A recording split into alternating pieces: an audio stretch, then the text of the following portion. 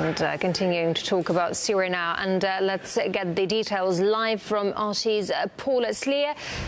Paula, hello. So what does this all mean exactly? What's going on there?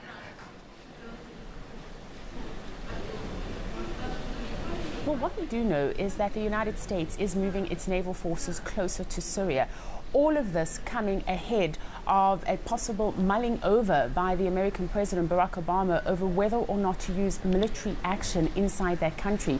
But Obama, of course, has made no such decision. He has said that there needs to be extreme caution and wariness when thinking about employing any kind of military action, and that any such action would be both costly and very, very difficult. The U.S. Defense Department, however, has been tasked with providing Obama with all the details. Now, this latest movement by the United States comes after another report of a deadly attack earlier this week that saw the use allegedly of chemical weaponry. There has been lots of unverified footage making the rounds online. We've seen photos of people foaming at the mouth, people suffocating, all of it pointing to the possible use of sarin gas. Some of the photos online do show empty shells. It does seem to point to the fact that this latest attack had this weaponry fired from rebel-held areas, but the point needs to be made that the footage is unverified. We have no confirmation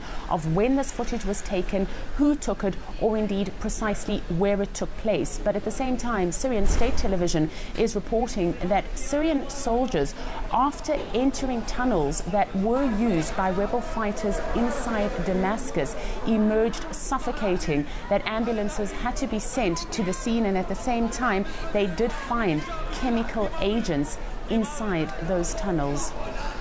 Of course, Paula, these chemical attack allegations have triggered a vast international reaction. Bring us up to date with the latest, please. Well, at the moment, the United Nations investigators are inside Syria. In fact, they've been there for the better part of a week. They arrived last Sunday to investigate some 13 reports of the alleged use of chemical weaponry inside Syria, and they're now waiting to receive authorization to be able to receive access to the scene of this latest chemical attack. This attack did happen earlier this week. The reports we've been receiving are that anywhere between dozens and 1,300 people were killed. Damascus has said that it is giving its maximum cooperation to the UN investigators so that they can carry out their task. And indeed, Russia too has called for this, urging the Syrian government to cooperate. The whole timing, however, of this latest allegation over the use of chemical weaponry being purported to be done by the Syrian government is particularly interesting. I mean, we've heard from the Russian government that it's casting doubts over claims that Damascus was indeed behind this latest attack, saying that it suspects that the evidence might be being used to frame the Syrian government. A Russian Foreign Ministry spokesperson did say that they were getting new evidence that these claims were of a provocative nature, and that the reports that have been circulating on the internet that these accusations that Damascus indeed carried out this attack, in fact, were posted several hours before the so-called attack actually happened. So, of course, there are a lot of question marks over what indeed transpired earlier this week.